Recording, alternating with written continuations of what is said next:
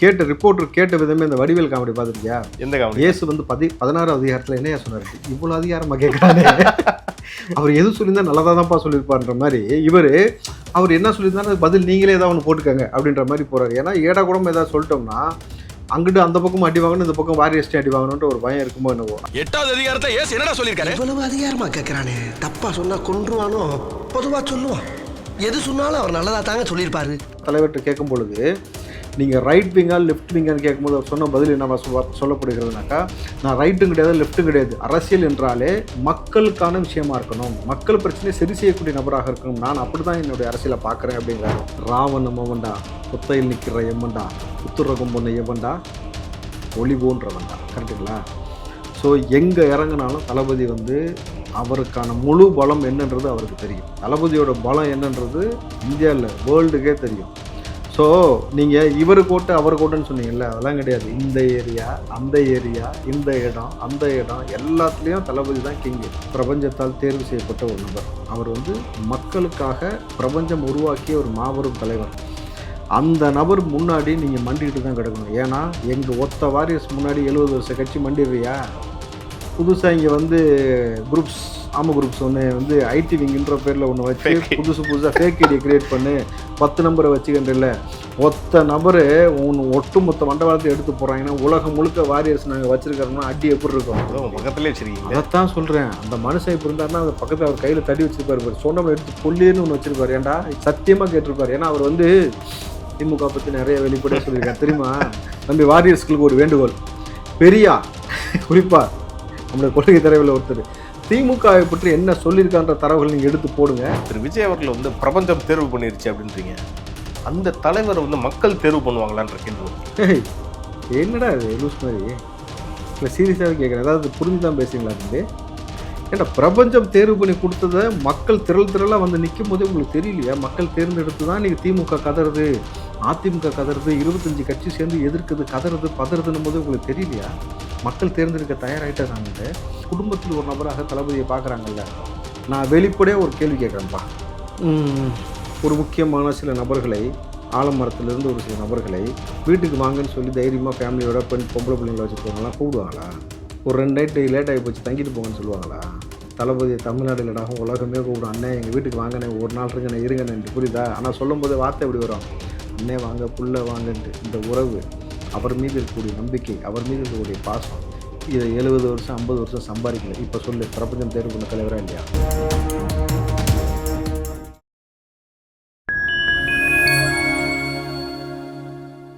Rich நேயர்களுக்கு வணக்கம். இன்று நம்மோடு இணைந்திருப்பவர் தாவேகாவின் மாநில செய்தி தொடர்பாளர் திரு ராவுத்தர் இப்ராஹிம் அவர்கள். அண்ணா வணக்கம். வணக்கம் தேவ். ஆனால் திரு விஜய் அவர்கள் வந்து NDTVக்கு ஒரு எக்ஸ்க்ளூசிவான ஒரு இன்டர்வியூ கொடுத்துருந்தாரு. நிறைய விஷயம் பேசியிருந்தாருண்ணா. ஆனால் அதில் இருக்க நான் ஒரே ஒரு விஷயத்தை மட்டும் இப்போதைக்கு சொல்கிறேன், அதை பற்றி பின்னாடி டிஸ்கஸ் பண்ணுவோம் டீட்டெயிலாக. உங்களோட ரோல் மாடல் யாருன்ற மாதிரி அவங்க கேட்டிருக்கிறதுக்கு திரு விஜய் அவர்கள் என்ன சொல்லியிருக்காருன்னா, முன்னாள் முதல்வர்கள் திரு எம்ஜிஆர் அவர்களும் அம்மையார் ஜெயலலிதா அவர்களும், 3வது யாருன்னா கலைஞர் திரு கருணாநிதி அவர்கள் பெரிய சொல்லியிருக்கிறது தான் ரொம்ப பேசு பொருளாயிருச்சு இன்னைக்கு. அதை பற்றி அமைச்சர் சேகர் பாபுட்ட ஒரு ரிப்போர்ட்டர் கேட்குறாங்க, இந்த மாதிரி விஜய் இப்படி சொல்லிட்டாரு, கலைஞரையும் அவர் ரோல் மாடலாக ஏற்றுக்கிட்டாருன்னு கேட்டதுக்கு, உங்களுடைய பதில நீங்கள் ஏதோ வச்சுக்கோங்க, நான் அப்படியே கிளம்புறேன்ட்டு அப்படியே உடச்சிக்கிட்டு கிளம்பிட்டாரு. எடுத்தேம்பார் ஓட்டம். இல்லை, அது அவர் கேட்ட ரிப்போர்ட்டர் கேட்ட விதமே இந்த வடிவேல் காமெடி பார்த்துருக்கியா? எந்த காமெடி? இயேசு வந்து 16வது அதிகாரத்தில் என்னையா சொன்னார்? இவ்வளோ அதிகாரமாக கேட்குறானே, அவர் எது சொல்லியிருந்தா நல்லதாக தான்ப்பா சொல்லியிருப்பார்ன்ற மாதிரி அவர் என்ன சொல்லியிருந்தாலும் பதில் நீங்களே ஏதாவது ஒன்று போட்டுக்கங்க அப்படின்ற மாதிரி போகிறார். ஏன்னா ஏடா கூடமா ஏதாவது சொல்லிட்டோம்னா அங்கிட்டு அந்த பக்கம் அடி வாங்கணும், இந்த பக்கம் வாரியஸ்டே அடி வாங்கணுன்ற ஒரு பயம் இருக்குமோ என்னவோ. அதனால் எங்கள் தலைவர் தளபதி அவர்கள் வந்து பார்த்திங்கன்னா ஒரு மிகச்சிறந்த அப்சர்வர். லூஸ் ஸ்டாக்ஸ் இருக்காது. இந்த ஆலமரம் உலர்ற மாதிரிலாம் உலர மாட்டார். எல்லாத்தையும் நிதானமாக பொறுமையாக அப்சர்வ் பண்ணி தான் ஒவ்வொரு விஷயமும் செய்வார். ஒவ்வொரு தலைவர்கள் இருக்கக்கூடிய ஒவ்வொரு குணாதிசயங்கள் எடுத்துக்கிறதுன்றது வந்து அதுதான் ஒரு சிறந்த பண்பு. இப்போது நம்ம பெரியாரை ஏற்றுக்கொள்ளும் பொழுது கடவுள் மறுப்பு கொள்கையை நம்ம ஏற்றுக்கொள்ளலைன்னு சொல்கிறோம்.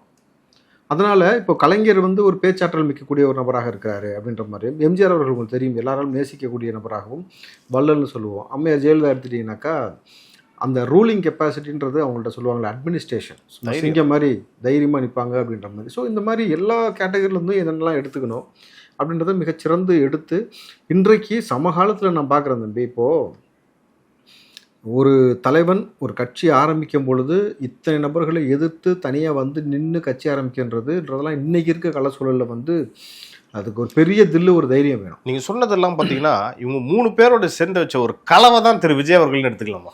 30 பேர் சேர்ந்த கலவை தம்பி, 3லாம் கிடையாது. எங்கள் கொள்கை தலைவர்லாம் இருக்கிறாங்கல்ல, அவங்கள எடுத்துருக்கிறாரு. ஒவ்வொருத்தருந்தும் ஒவ்வொரு விஷயங்களை தளபதி அவர்கள் அப்சர்வ் பண்ணுறாரு. எந்தெந்த விஷயங்கள்லாம் அதுதான் தலைவர்கிட்ட கேட்கும் பொழுது, நீங்கள் ரைட் விங்கா லெஃப்ட் விங்கான்னு கேட்கும்போது அவர் சொன்ன பதில் என்ன சொல்லப்படுகிறதுனாக்கா, நான் ரைட்டும் கிடையாது லெஃப்ட்டும் கிடையாது, அரசியல் என்றாலே மக்களுக்கான விஷயமா இருக்கணும், மக்கள் பிரச்சனையை சரி செய்யக்கூடிய நபராக இருக்கணும், நான் அப்படி தான் என்னுடைய அரசியலை பார்க்குறேன் அப்படிங்கிறாரு. ஸோ நீங்கள் அப்படின்னா ரைட் விங் அப்படின்ற மாதிரி இல்லை, லெஃப்ட் விங் அப்படின்ற மாதிரி இருந்தால் சில விஷயங்கள் வந்து இப்போ பாரதியார் சொல்கிறத நம்ம எடுத்துக்கொள்ளாமல் கடந்து போய முடியுமா அப்படின்ற மாதிரியான ஒரு தேவையில்லாத ஒரு சர்ச்சையெல்லாம் இங்கே கிளப்புவாங்க. ஆனால் தலைவரை பொறுத்த வரைக்கும் சாதி மதங்களுக்கு அப்பாற்பட்டு எல்லா நபராலும் நேசிக்கப்படக்கூடிய ஒரு மாபெரும் தலைவர்ன்றதுனால இந்த மாதிரியான விஷயங்களுக்குள்ள அவர் எப்பயுமே சிக்க மாட்டார். இந்த நபர்கிட்ட இது சரியான விஷயமா இருக்க எடுத்துக்கும், இந்த நபர்கிட்ட இது சரியான விஷயமா எடுத்துக்கும். அதனால தான் இன்றைக்கு நம்ம எலெக்ஷன் மேனிஃபெஸ்டோ ரெடி பண்ணுறதே பார்த்தீங்கன்னா மக்கள்கிட்ட சென்று மக்களிடம் மனு வாங்குகிறோம். மக்கள்கிட்ட வந்து அவங்களுடைய குறைகளை எழுதி கேட்குறோம். உங்களுக்கு என்ன நீட் இருக்குது, என்ன தேவை இருக்குது, என்ன எதிர்பார்க்குறீங்கன்னு. ஸோ முழுக்க தலைவர் விஜய் அவர்களை பொறுத்த வரைக்கும் மக்களை சார்ந்து இயங்கக்கூடிய ஒரு தலைவராக இருக்கிறதுனால தான் இன்னைக்கு இந்த ஆலமரமும் சரி, யாருமே சரி, அவர்கள் யாரும் பெறாத ஒரு விஷயம், I'm not the king maker, I'm the king அப்படின்றார்ல. ஐம் தி கிங் அப்படின்னா என்ன அர்த்தம்? அதான் ஒரு அரசன் என்பவன், ஒரு தளபதி என்பவர் மக்களால் நேசிக்கப்படக்கூடிய ஒரு மாபெரும் தலைவராக இருக்கணும். அதை சமகாலத்தில் இன்றைக்கி செஞ்சுருக்கிறது யாருன்னா விஜய் அவர்கள் மட்டும்தான். நீங்கள் எல்லாருமே நேசிக்கிற மாதிரி ஒரு ஆள் செட்டப் பண்ணி கூப்பிட்றதும், ஒரு ஈவெண்ட் மேனேஜ்மெண்ட் ஆள் சொல்லி திருப்பூரில் வேலை செய்கிற ஹிந்திக்கார பிள்ளைங்களாம் கூப்பிட்டு வர்றது தான் இவங்க வரலாறு இருக்குது தீய சக்திக்கு. ஆனால் இங்கே அப்படி கிடையாதுல்ல, ஒஸ்ட் பாய்ஸ் சரியா? ஆனால் இங்கே அப்படி கிடையாதுல்ல. தலைவர் தளபதி வராருன்னு சொன்னாலே மக்கள் திரளுறாங்கல்ல. இன்னொரு விஷயமும் சொல்லியிருக்காங்க, அவங்க கேட்டிருக்காங்க பார்த்தீங்களா, நீங்கள் சினிமா விட்டு 33 வருஷமா நீங்கள் சினிமாவில் இருந்தீங்க, இப்போ வந்து அரசியலுக்கு வந்துட்டீங்க, எப்படி இருக்க போகுதுன்னு கேட்டதுக்கு இனிமே எதிர்காலமே அரசியல் தான் அப்படின்ற மாதிரி ஒரு கட் அண்ட் ரைட்டாக ஒரு பதில் சொல்லியிருக்காரு. அதுக்கு என்ன அர்த்தம்? இல்லை, அவர் தெளிவாக ஒரு விஷயத்த வந்து ஆரம்பத்துலேருந்தே அவர் மனசில் இருக்குதுன்னாக்கா, எப்பயுமே ஒரு விஷயத்தை டிசைட் பண்ணி இறங்குறதுக்கு டைம் டியூரேஷன் எடுத்துப்பார். கரெக்டாக அனலைஸ் பண்ணி சரியாக இருக்குமா, இது கரெக்டாக நம்ம போகிறோமா, அதுக்கு நமக்கான தகுதியை வளர்த்துக்கிட்டோமா, இதெல்லாம் பார்த்துட்டு தான் தளபதி விஜய் அவர்கள் எப்பயுமே களத்துக்குள்ளே வருவார். ஸோ அந்த ஆங்கிளில் பார்க்கும்பொழுது இன்றைக்கு மிகச்சரியாக நான் உள்ளே வந்துட்டேன்னா ஒன்ஸ் வந்தது தான் அப்படின்றதில் ரொம்ப ஸ்ட்ராட்டஜிக்காக மூவ் பண்ணி வர்றார். இந்த இடையில ஓடுறது, இந்த பிள்ளைக்கா பசங்க மாதிரி வந்து சில வேலை செய்கிறது, இந்த சீனை என்கிட்ட கிடையாது. நான் வந்துட்டேன், லாங் டேர்ம் ப்ராசஸில் நான் நிற்பேன், யாராக இருந்தாலும் சந்திப்பேன்றது தான் அவருடைய ஸ்டேட்மெண்ட். ஏன்னா தளபதியோடு நம்ம இருக்கிறோம், கோடான கோடி மக்கள் இருக்கிறாங்க. நம்ம பொழுது திரு விஜய் அவர்கள் வந்து பரப்புரைக்கு போக போகிறதா சொல்கிறாங்க. ஒன்று வேலூராக இருக்கலாம், இல்லை சேலமாக இருக்கலான்றாங்க. வேலூர்னா அமைச்சர் திரு துரைமுருகன் அவருடைய கோட்டை, சேலம்னா திரு எடப்பாடி பழனிசாமி அவர்களோட கோட்டை. இந்த கோட்டைக்குள்ள எப்படி நம்ம தளபதி அவர்கள் உள்ள போறாரு? ராவணம் அவன்டா, புத்தையில் நிற்கிற எம்மண்டா, குத்துரகம் பொண்ணு எவன்டா, ஒளி போன்றவன்டா. கரெக்டுங்களா? ஸோ எங்கே இறங்கினாலும் தளபதி வந்து அவருக்கான முழு பலம் என்னன்றது அவருக்கு தெரியும். தளபதியோட பலம் என்னன்றது இந்தியாவில் வேர்ல்டுக்கே தெரியும். ஸோ நீங்கள் இவர் கோட்டை அவர் கோட்டைன்னு சொன்னீங்கல்ல, அதெல்லாம் கிடையாது. இந்த ஏரியா, அந்த ஏரியா, இந்த இடம், அந்த இடம், எல்லாத்துலேயும் தளபதி தான் கிங்கு. ஏன்னா அவர் இறங்கி மறுபடியும் களத்துக்குள்ளே இறங்கும் பொழுது நான் முன்னேருந்து சொல்லிக்கிட்டே இருக்கேன், ஞாபகம் இருக்கா? அடி என்ன மாதிரி இருக்கும். ஏன்னா வெல் பிளான்டாக வெல் ஸ்ட்ரக்சராக இறங்கிட்டார். கரூர் சம்பவத்துக்கு பிறகு அவருக்கு பெரிய மன உளைச்சலை ஏற்படுத்திட்டீங்க. ஏண்டா என் மக்களை தொட்ட, ஏண்டா இந்த விஜயை தொட்டன்னு நீ வருத்தப்படுவேன்னு தளபதி சொன்னார்ல, அதற்கு ஏற்ப நீ வந்து பார்த்தீங்கன்னாக்கா களத்துக்குள்ளே ரொம்ப ஸ்ட்ராங்காக ஸ்டெப்பனாக அன்காம்ப்ரமைஸ்டாக இன்னும் அடிலாம் எப்படி தெரியுமா இருக்கும்? இது வரைக்கும் அடிச்சலாம் ஒரு அடி கிடையாது தம்பி. அது பாருங்கள், இதுக்கு மேலே கலங்குவாங்க. நீங்கள் 25 கட்சி சேர்ந்தாலும் சரி, எத்தனை பேர் சேர்ந்தாலும் சரி, ஒத்த மகனை நீங்களால் சமாளிக்கவே முடியாது. ஏன்னா ஹி இஸ் யாரால் தேர்ந்தெடுக்கப்பட்ட நபர்? பிரபஞ்சத்தால் தேர்வு செய்யப்பட்ட ஒரு நபர். அவர் வந்து மக்களுக்காக பிரபஞ்சம் உருவாக்கிய ஒரு மாபெரும் தலைவர். அந்த நபர் முன்னாடி நீங்கள் மண்டிக்கிட்டு தான் கிடக்கணும். ஏன்னா எங்கள் ஒத்த வாரியர்ஸ் முன்னாடி 70 வருஷ கட்சி மண்டிடுறியா? புதுசாக இங்கே வந்து குரூப்ஸ், குரூப்ஸ் ஒன்று வந்து ஐடி விங்குன்ற பேரில் ஒன்று வச்சு புதுசாக ஃபேக் ஐடியை கிரியேட் பண்ணி 10 நம்பரை வச்சுக்கின்றல, ஒத்த நபர் ஒட்டுமொத்த மண்டபத்தை எடுத்து போகிறாங்கன்னா உலகம் முழுக்க வாரியர்ஸ் நாங்கள் வச்சுருக்கிறோம்னா அடி எப்படி இருக்கும்? தளபதி ஒரு பக்கம் இறங்குவார், வாரியர்ஸ் ஒரு பக்கம், நாங்கள் ஒரு பக்கம், ஆட்டம் சூடு பிடிக்கும். அதான் தளபதி முன்னாடி சொல்லியிருக்காருல்ல, நாங்களும் பிளேயர் தான் தம்பி, ஆனால் எங்கள் ஆட்டம் வெறித்தனமாக இருக்கும். நிச்சயமாக இருக்கும். பாருங்க, திருப்பூர் மாவட்டம் குன்னத்தூர்னு நினைக்கிறேன், அங்கே ஒரு பகுதியில் 8th படிக்கிற ஒரு மாணவன், சக மாணவர்களே வந்து ஏதோ சாதிய வன்கொடுமைன்னு நினைக்கிறேன், அந்த சம்மந்தமாக தான் நடந்திருக்கு.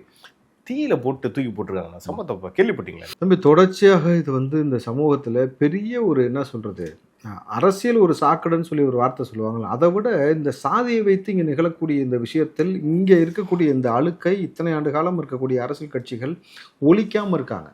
அது பெரிய ஒரு சங்கடத்தை ஏற்படுத்துறது. நீங்கள் இன்றைக்கி நம்ம எந்த டெக்னாலஜியில் எவ்வளோ வளர்ந்து போய்கிட்டு இருக்கோன்னு பாருங்கள். நீங்கள் நிலாவில் போய் வாசிக்கிற அளவுக்கான வசதி இருக்கான்னு சொல்லி பார்த்து அங்கே வரைக்கும் போகக்கூடிய நபர்கள் ஒரு தெருவுலேருந்து இன்னொரு தெருவுக்கு போக முடியல. இது எங்கே தெரியுமா நடக்கும்? இந்த மாதிரி சாதிய சிக்கல்லாம் இந்த தெருவில் இந்த தெருவில் போகிறதோ, நல்லா படித்தாலோ, இது ஒழுங்காக இருந்தாலோ தீயில தூக்கி போடுறது, வெட்டுறதெல்லாம் நாய்ங்க தான் இப்படி பண்ணோம். ஒரு தெருலேருந்து இன்னொரு நாய் இன்னொரு தெருவுக்கு போயிட்டா நாய் தான் வந்து இந்த மாதிரி சண்டை கொதறவெல்லாம் செய்யும், கடிச்சு கொதறது, சண்டை போடுறது எல்லாம் சேர்ந்துன்ட்டு. ஆனால் அந்த புத்தியை மனுஷனுக்குள்ளே விதைச்சி வச்சு அதை இன்னும் அங்கேருந்து அகற்றாமல் இருக்கிறாங்க. நம்மளது இது ஒரு திட்டமிட்ட அரசியல். ஒவ்வொரு மனுஷனுக்குள்ளேயும் அவனுக்குள்ளே ஒரு சாதிய தீயை வந்து பற்ற வச்சு அவர்களுக்குள்ளேருந்து ஒரு நபரை வந்து தூண்டி விட்டு அதன் மூலமாக அடிச்சுக்கிட்டு தனித்தனியாக பிளவுபடுத்தி வைக்கணும். ஏன்னா இப்போ ஒன்றா இருந்துட்டான்னு வச்சுங்களேன், 4 மாடு ஒன்று சேர்ந்துட்டா சிங்கத்தை எதிர்த்துரும். புரியுது? அதனால் அந்த மாடுகளை தனித்தனியாக பிரித்து வைக்கக்கூடிய வேலை செய்வதுதான் திட்டமிட்டு இத்தனை ஆண்டு காலமாக அந்த அரசியல் சூழ்ச்சியில் இவர்கள் செஞ்சு வச்சுட்டே இருக்கிறாங்க. இதை நம்ம உடைக்கிறதுக்கு தான் இப்போ தளபதி சொல்கிறார்ல, எங்களுடைய நோக்கம் பிறப்புக்கும் எல்லா உயிருக்கும் எல்லா மக்களுக்குமான சரிசமமான ஒரு விஷயத்தை செய்யணும். சாதி பாகுபாடு இல்லாமல் தளபதி அவர்களை எப்படி நேசிக்கிறாங்களோ அப்படி ஒரு சமூகத்தை உருவாக்கக்கூடிய ஒரு தொலைநோக்கு சிந்தனையோடு தான் இப்போ நம்ம பயணப்படுறோன்றது தான் நம்ம பார்க்க வேண்டியது. அப்படி பார்த்தா திமுக அரசை நம்ம பாராட்டலாமா? ஏன்னா இந்த தெரு பேர், பில்டிங் பேர்லாம் வந்து சாதியெல்லாம் ஒழிச்சிட்டாங்க. பாராட்டக்கூடிய விஷயம் தான். பேமெண்ட் வந்துச்சா? நான் ஏன் பேமெண்ட் வாங்கணும்? சம்பளம் எனக்கு கரெக்டாக வந்துடுது. இல்லை, திடீர்னு உனக்குள்ளேருந்து ஏதோ ஒன்று வெளியில் வருது. என்ன கதை? நடந்த செய்தியை தானே நான் சொன்னேன். செய்தி அறிவிப்புலாம் வந்துச்சுல, என்னன்னு ஜியோலாம் போட்டாங்க. என்னன்னு சொல்லு. தெருக்கள்லையோ இல்ல பில்டிங் பேர்லயோ எங்கேயுமே சாதி பேர்லாம் இருக்கக்கூடாது, ஒரு சமூக நீதியை நிலைநாட்டுறாங்கல்ல. யாரு? நல்ல விஷயம் தான். யாரு? திமுக அரசு. சரி, ஆனால் கக்கூஸில் வந்து பெரிய தலைவர்களோட பேரை வைக்கலாம், அப்படி தானே?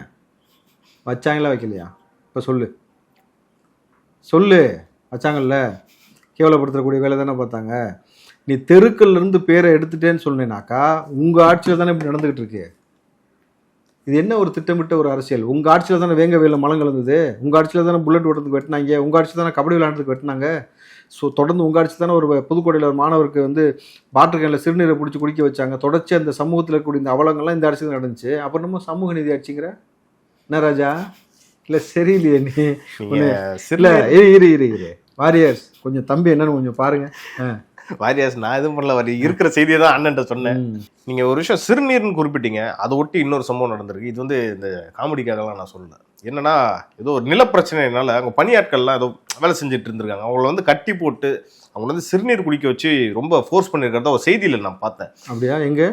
திருப்பூர் தான். இதுவும் வட மாநிலத்துல இந்த மாதிரிலாம் நான் கேள்விப்பட்டிருக்கேன். தமிழ்நாட்டிலே இது நடக்கிறது ரொம்ப ரொம்ப கஷ்டமா இருக்கு. அது மட்டும் கிடையாது தம்பி, இப்போ நேற்று ஒருத்தர் வந்து மலக்குழியில் இறங்கி இறந்து போயிருக்காரு. மறுபடியும்? எஸ். 2026 இது நடக்குதா? மலக்குழி மரணங்கள் நடக்கிறது, சாதிய பாகுபாடுகள் நடக்கிறது, இந்த சமூக நீதி ஆட்சி நடக்குதுன்னு நீ சொன்னேன்ல, அந்த சமூக நீதியை தூக்கி சவப்பெட்டில் ஏற்றிருக்காங்க. நான் சொல்கிறேன், நீ நம்ப மாட்டேன்ல. பாரு, இப்போ இதுக்கு என்ன சொல்லுவேன்? நீ எதுக்கு இந்த ஆட்சியை வேணுன்ற தனிப்பட்ட முறையில் தாவேக்காவுக்கு ஸ்டாலின் அழிக்கணும், திமுகவை அழிக்கணும், ஒழிக்கணுன்றதெல்லாம் எங்கள் நோக்கம் கிடையாதுப்பா. தளபதி தெளிவாக இருக்கார், மக்களுக்கு நல்லது செய்யணும். நீங்கள் மக்களுக்கு நல்லது செஞ்சுருந்தாலே அவர் பாட்டுக்கு அவர் வேலையை பார்த்துருப்பார். நீங்கள் தொடர்ச்சியாக செய்யாமல் உங்கள் குடும்பத்துடைய வருமானம், பொருளாதாரம், உங்களுடைய லைஃப் ஸ்டைல் இந்த மாதிரி மாறி இருக்கு. இங்கே பூர்வக்குடியாக பிறந்து வளர்ந்த சமூகத்தில் இருக்கக்கூடிய இந்த எங்களுடைய மக்களுடைய வாழ்வாதாரம், வருமானம், லைஃப் ஸ்டைல் எந்த அளவுக்கு இருக்குன்னு பார்க்கும்பொழுது ஒருவேளை சோத்துக்கும் வழி இல்லாமல் அவனை கொண்டு போய் நிர்கதியாக்கி வச்சு பொருளாதார ரீதியாக பொருளாதார ரீதியாக மேம்பட விடாமல் வச்சு சாதி அவனுக்குள்ளே ஊற்றிக்கிட்டே இருந்த சமூகத்தில் ஒரு பிளவாடக்கூடிய ஒரு அரசியலை செஞ்சுக்கிட்டு இதே போல் காலங்காலமாக செஞ்சுக்கிட்டு, ஆனால் நீ கேட்டால் மண்ணுன்னுவேன், மாமண்ணுன்னுவேன், இளம்பெரியார்னுவேன். ஆனால் அதெல்லாம் சொல்லும்போது அவங்க நாக்கு கூசாதான்னு தெரியல. பக்கத்துலேயே வச்சிருக்கீங்க. அதைத்தான் சொல்கிறேன். அந்த மனுஷன் இப்போ இருந்தாருன்னா அந்த பக்கத்தில் அவர் கையில் தடி வச்சிருப்பாரு, சொன்னவனை எடுத்து பொல்லேன்னு ஒன்று வச்சிருப்பாரு. ஏன்டா யாரை கொண்டு போய் யார்கிட்ட சொல்லி கேவலப்படுத்துறேன்னு சத்தியமாக கேட்டிருப்பார். ஏன்னா அவர் வந்து திமுக பற்றி நிறைய வெளிப்படையாக சொல்லியிருக்காரு தெரியுமா. அவர் சொன்ன விஷயங்கள்லாம் திமுகவில் சொன்ன விஷயத்தை எடுத்து பாருங்கள். நான் இப்போ வாரிசை போட சொல்கிறேன். நான் சொன்னால் கூட கொஞ்சம் ஏதோ இல்லை, நான் சொன்னால் கால் பண்ணுச்சுன்னு கூட சொல்லிடுவாங்க.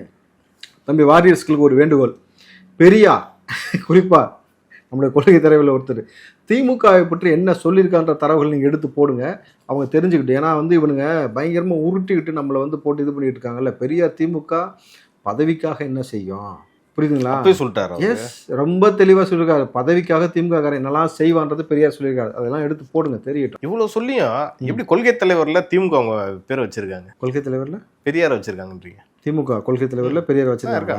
எங்க என்ன எங்கன்றீங்க? எங்க வச்சிருக்காங்க தம்பி? கொள்கையா வச்சிருக்காங்கண்ணா. எங்க வச்சிருக்காங்க? அறிவாலயத்தில் வச்சிருக்காங்களா? கொண்டு போய் அடமானம் வச்சிருக்காங்களா? தெளிவா சொல்லி எங்க வச்சிருக்காங்க? அவங்களோட கொள்கையா அவங்க மனசுல வச்சிருக்காங்க. திமுகவினரோட அந்த மனசுல, மனசை கொண்டு போய் எங்க வச்சிருக்காங்க சொல்லு. தமிழ்நாடு மக்கள் மேல. ஏய் வேணாம், உனக்கு என்னமோ சரியா படல நான் சொல்றது. அந்த தமிழ்நாடு மக்கள்லாம் இங்க இருக்காங்களா வேற எங்க இருக்காங்களா? தமிழ்நாட்டில் தான் இருக்காங்க. தமிழ்நாட்டில் தான் இருக்காங்களா? நீ பார்த்த? சரி விடு. ஆனா அடுத்தபடியா திரு ஆதவர்ஜுனா அவர்கள் வந்து திரு திருமாவளவன் அவர்களை பத்தி நிறைய இடத்துல பேசியிருக்காரு. ஆனா இதை பத்தி திரு திருமாவளவன் அவர்கள் சமீபத்தில் ஒரு பதில் ஒன்று கொடுத்திருந்தாரு, பாத்தீங்களா? அதை ஆதவ் அவர்கள் சொன்ன வார்த்தையை வைத்து திரித்து அதன் மூலமாக எப்படியாவது வந்து சொல்லுவாங்கல்ல, ஏதாவது ஒரு கலவரத்தை உண்டாக்கணும்னு சொல்லிட்டு திட்டமிட்டு இந்த திமுக வந்து 10-10ன்ற வேலையை பார்த்துச்சு. ஆனால் திரும்ப இழுத்து வச்சு அந்த மாதிரி வேலையை பார்த்தோன்னா பொழுக்குன்னு ஒரு ஆரம்பிச்ச மாதிரி ஆதவ் அர்ஜுனா பேசும்பொழுது அந்த சொல்லை பிழையாக பயன்படுத்தியிருக்கிறாரு. அதற்கு அவர் தன்னிலை விளக்கமும் கொடுத்துட்டாரு. நான் என்னுடைய தோழர்களுக்கும் சொல்லிட்டேன், கட்சி நபர்களுக்கும் சொல்லிட்டேன், நீங்கள் வந்து யாரும் அவரை கண்டிக்கிறேன், தேவையில்லாமல் பேசுறேன்னு சொல்லி பேசக்கூடாதுன்னு கண்டிச்சிட்டேன் அப்படின்ட்டாரு. ஸோ அவர் வந்து ஆதவ் அர்ஜுனா மிக தெளிவாக சொன்னார், என்னைக்கு இருந்தாலும் எங்கள் அண்ணன் அவர், என்னுடைய ஆசான் அவர், நான் அவரை குறித்து தவறான நோக்கத்தில் பயன்படுத்த நான் அந்த வார்த்தையை பயன்படுத்தலைன்றது தன்னிலை விளக்கம் கொடுத்ததை இவர் புரிஞ்சுக்கிட்டார். ரெண்டாவது, இதுக்குள்ளே திமுக உள்ள புந்து குளிர்காயக்கூடிய வேலையும் பிற கட்சிகள் வந்து இதை வச்சு ஒரு அரசியல் செய்யக்கூடிய வேலையும் பண்ணுறாங்க, நம்மளை பலிகடாவாக்க பார்க்குறாங்க, நம்மளை வச்சு ஒரு சூழ்ச்சி செய்கிறாங்கிறத அவர் புரிஞ்சுக்கிட்ட பிறகு மிக தெளிவாக சொல்லிட்டார். அப்போது தொடர்ச்சியாக இந்த மாதிரி வந்து சூழ்ச்சி செஞ்சே பழகக்கூடிய பல நபர்களுக்கு நான் தான் சொல்லிட்டேன்ல, நல்ல ஒரு விஷயம் புரிஞ்சுக்கங்க, அந்த சூழ்ச்சியாளர்களுக்கெல்லாம் சூழ்ச்சியாளர்னு இறைவன் சொல்லுவாங்க. நீங்கள் என்ன தான் பண்ணாலும் சரி, பிரபஞ்சத்தால் தேர்வு பண்ண ஒரு தலைவனை கொண்டு வந்து பிரபஞ்சம் எங்கள் தலைவர் விஜய் நிப்பாட்டும் பொழுது அவருக்கு எதிராக நீங்கள் எந்த சூழ்ச்சி செஞ்சாலும் எடுபடாது. ஏன்னா அவர் மக்களுக்கு நல்லது மட்டுமே செய்யணும் நோக்கத்தில் வந்திருக்கிறாரும் பொழுது அவரோடு சேர்ந்து நம்மளும் இருக்கிறோம் களத்தில், மக்களும் இருக்கிறாங்க. இன்றைக்கி திமுக குடும்பத்துக்குள்ளேயே சரி நமக்கு தான் ஓட்டு இருக்குது, அதிமுக குடும்பத்துக்குள்ளேயே நமக்கு தான் ஓட்டு இருக்குது, எல்லா பக்கமும் நமக்கு தான் ஓட்டு இருக்குது. ஆமாம் தம்பி, குடும்பத்துள்ளே ஆமாம் தம்பி, நீங்கள் அவங்க பார்க்குறாங்கல்ல, குடும்பத்துக்குள்ளே இருக்க நபரும் பார்க்குறாங்க என்ன மாதிரி ஆட்சி முறை கொடுக்குறாங்க, மக்கள் என்ன மாதிரி விஷயம் போயிட்டுருக்கு, எந்த மாதிரி பொருளாதாரம் இந்த அளவுக்கு வளர்ந்துருக்கு, எவ்வளோ சமூகத்தில் சிக்கல் இருக்குது, பிரச்சனை இருக்குது. ஸோ இது வந்து ஒரு மேம்போக்கான வாழ்க்கையை வாழ ஆரம்பிச்சிட்டாங்க. புரியுதுங்களா? மேம்போக்கான வாழ்க்கைனா இன்றைக்கு நம்ம பெண்களுக்கு திருமணம் முடித்துக் கொள்வதற்கு தங்கம் என்பது இன்றைக்கு வந்து பாருங்கள், முன்னாடி எவ்வளோ இருந்துச்சு, இன்றைக்கி ஒரு சவரன் 1 லட்சம் தாண்டி போய்கிட்டு இருக்கு. சாமானியனுக்கு எட்டாக்கனியாக தங்கத்தை மாற்றியது யார்? இங்கே வந்து இந்த பொருளாதாரம் எந்த அளவுக்கு போய்கிட்டு இருக்கு. சரி, பொருளாதாரம் அந்த அளவுக்கு போகுதுன்னா இங்கே அந்தளவுக்கு வேலை வாய்ப்பு இருக்குது, அந்தளவுக்கு வருமானம் ஈட்டக்கூடிய அளவுக்கு இருக்குது, அதை சாதாரணமாக வாங்குற மாதிரி இருக்கானா? இல்லை. ஆனால் ரொம்ப சாதாரணமாக ஒருத்தர் 30 கோடிக்கெலாம் வாட்ச் கட்டுறாங்களாம். வருமானம் அவ்வளோ இருக்குது அவங்களுக்கு. என்னம்மா வருமானம் அவ்வளோ இருக்குது? அது வருமானம் தானான்றது நீங்கள் யோசிக்கணும், நல்லா புரிஞ்சுங்க. 30 கோடிக்கு நீ வந்து நீங்கள் தங்கத்தில் முதலீடு செய்வதோ நிலத்தில் முதலீடு செய்வது என்பது உங்களுக்கு அது எப்போ விற்றாலும் திரும்ப காசாக வரும், பல மடங்கு கூடும். நீ ஒரு வாட்சில் முதலீடு செய்கிறீல்ல, அது திரும்ப விற்றா 30 கோடி போட்டு எவனாவது 35 கோடி போட்டு வாங்குவானா? அதுக்கு ஒர்த்தே கிடையாது தம்பி. ஆனால் போட்டிருக்கவங்க ஒர்த்தா இருந்தா போட்டிருக்கவங்க ஒர்த்தா இருக்கலாம். இல்லை தம்பி, ஊரடிச்சு கொள்ளையில் போட்டு நீ வந்து சொகுசாக வந்து சுற்றினேனாக்கா நீ பெரிய ஜபர்தஸ்துன்னு கிடையாது அர்த்தம். புரியுதா? அதானே உண்மை. நீ 50,000 ரூபாய்க்கு இல்லை 50 லட்சத்துக்கு செருப்பு வாங்கினா அது செருப்பு தான், அது எங்கே இருக்கணுமோ அங்கே தான் இருக்கணும். நடு வீட்லேயே தலையில் தூக்கி வச்சுக்க முடியாதுல்ல. முடியாதுல்ல.